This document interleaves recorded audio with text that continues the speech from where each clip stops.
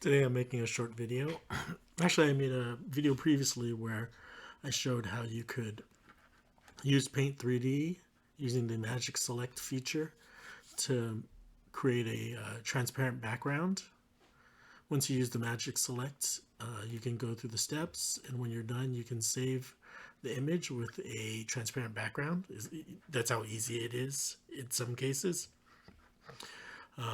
But instead of reinventing the wheel, Adobe actually offers a free tool. You can actually Google and find other tools like this.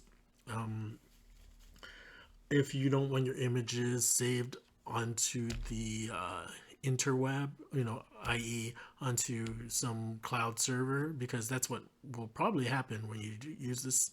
It's free in the case that, yeah, you get this transparent image. The problem is they now have your image on their servers, so it's a give and take. Nothing's ever completely free. And so if you have, like, I guess in the case where you have private images that you want to keep to yourself, then you'll probably want to use a tool to make your transparent background yourself, like Paint 3D. But if you have something that's just general use, you don't care that someone has access to that photo, then you can use this online tool, which I'm going to use right now. So I have this ball image over here with the black background. I saved it as ball.png, and so I'm going to upload it to Adobe, and it's easy. You can just drag and drop. So ball PNG, I'm going to select it and drag and drop.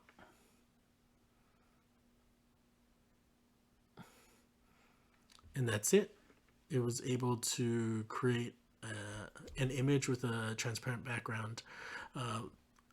One thing that I was a little disappointed about this is it doesn't allow you to edit the area that is going to be the selected part. Unlike Paint 3D, when I use Magic Select. So when I get to this step of Magic 3D, I can actually erase part of this and then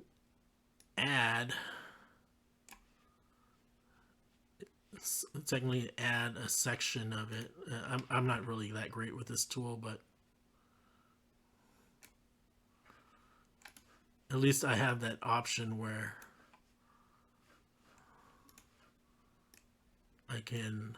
you can see I can add more area. And so that's just something I wanted to mention. Like, at least Paint 3D gives me an option to kind of edit the area in which I'm making the transparency, whereas this one is just fixed. It just automatically assumes a certain region. And then I can download once I'm done. I'd click download. Unfortunately, they want me to sign up for something. I can't just download it. But anyways, that's a simple tool as long as you can create a account with Adobe. And I forgot to add that I actually can download it without having to create an account. I think all I needed to do is right mouse click on the image and then just save image as. And I did it over here. There's the transparent image. It seems like it's transparent because you can see over there. But anyways, that's it. I forgot to mention that.